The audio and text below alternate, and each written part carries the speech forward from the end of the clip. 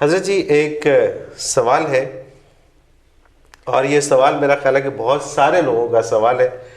منیرہ احمد ہیں کراچی سے، یہ کہتی ہیں کہ جی مولانا صاحب، بحیثیت مسلمان میں جانتی ہوں کہ نماز پڑھنی چاہیے، نیک کام کرنے چاہیے، لیکن میں سچ کہوں تو جواب یہ ہے کہ طبیعت ادھر نہیں آتی۔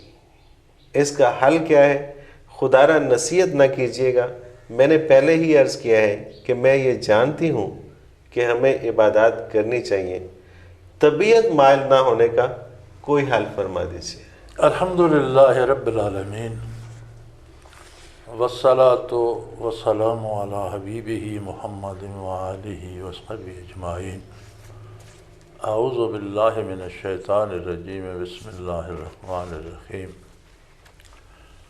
بیٹا گزارش یہ ہے کہ میں نصیحت تو نہیں کروں گا، لیکن ہر نیک بات جو کسی کو کہی جائے وہ نصیحت ہی کہلاتی ہے۔ بے شک۔ تو جواب تو بھلائی میں ہی دینا پڑے گا، اور وہ ہوگی تو نصیحت ہی، آپ اس کا کوئی اور نام رکھ لیں۔ صحیح، بالکل صحیح، بالکل صحیح۔ آپ کی بات بہت قیمتی ہے، اور میں سمجھتا ہوں کہ اللہ کریم کا آپ پر احسان ہے کہ اس نے آپ کو یہ احساس تو دیا کہ نماز پڑھنی چاہیے، لیکن دل نہیں چاہتا، طبیعت ادھر نہیں آتی۔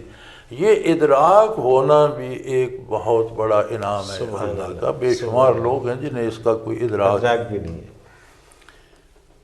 کائنات میں علماء بہت افضل لوگ ہیں، اہل علم جو اللہ کے دین کا علم رکھتے ہیں۔ صحابہ بہت افضل ہیں، انبیاء کی مثل کوئی غیر نبی نہیں ہو سکتا۔ حضور نبی کریم صلی اللہ علیہ وسلم امام الانبیاء ہیں، تمام انبیاء کے بھی امام ہیں اور سب سے افضل ہیں۔ سورہ مزمل میں اللہ کریم حضور کو مخاطب کرتے ہوئے فرماتے ہیں، قم اللیل، راتوں کو اٹھیے، آدھی رات، اس سے کم یا زیادہ، ورتل القرآن ترتیلا، اور قرآن کو بڑے مزے سے، سمجھ سے، ٹھہر کے، آرام سے، سکون سبحان سے، اللہ، سبحان اللہ، مزے لے کر پڑھیے۔ پھر اللہ کریم فرماتے ہیں کہ مجھے علم ہے، ان لک فی النہار سبحا طویلا، دن بھر آپ بہت مشقت کرتے۔ مشرکین عرب کو توحید کی تبلیغ کرنا، کبھی تنہائی میں بیٹھ کر سوچئے گا۔ آج کے مسلمان کو آپ تبلیغ نہیں کر سکتے، وہ آگے سے گلے پڑ جاتا ہے۔ بے شک۔ بتوں کے پجاریوں کو اور صدیوں نسلوں سے جو بت پوجتے آ رہے ہیں، اور انہیں کہنا یہ بت بیکار ہیں، چھوڑ دو، یہ تمہیں جہنم لے جائیں گے، اور اللہ کو واحد لا شریک مانو۔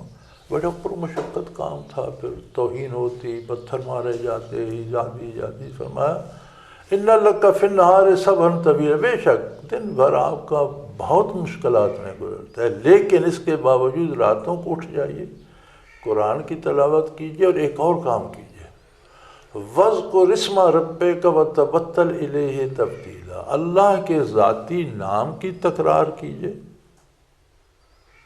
اور اتنی کیجیے کہ صرف اللہ دل و دماغ میں رہ جائے، ساری کائنات سے آپ کٹ جائیں۔ سبحان اللہ۔ وَاذْكُرِ اسْمَ رَبِّكَ، اپنے پروردگار کے ذاتی نام کی تکرار کیجیے، اور اتنی کیجیے وَتَبَتَّلْ إِلَيْهِ تَبْتِيلًا، تاکہ کائنات کا کوئی خیال بھی نہ رہے۔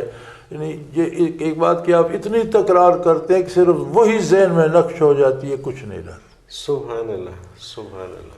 اب اس مقام عالی پہ جو ہستی فائز ہے، اس کو بھی حکم دیا جا رہا ہے کہ اتنی کثرت سے راتوں کو اٹھ اٹھ کر اللہ اللہ کیجیے کہ کائنات کٹ جائے اور سارا دل اللہ سے لگ جائے۔ کیا کبھی آپ نے اللہ اللہ کی ہے؟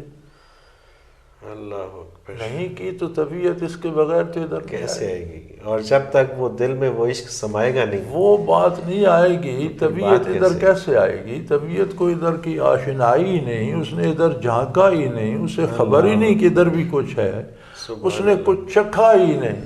تو کبھی راتوں کو بیٹھ کر اللہ اللہ کر کے کچھ عرصہ دیکھیے، دیکھیں طبیعت کیا کرتی۔ سبحان اللہ، سبحان اللہ۔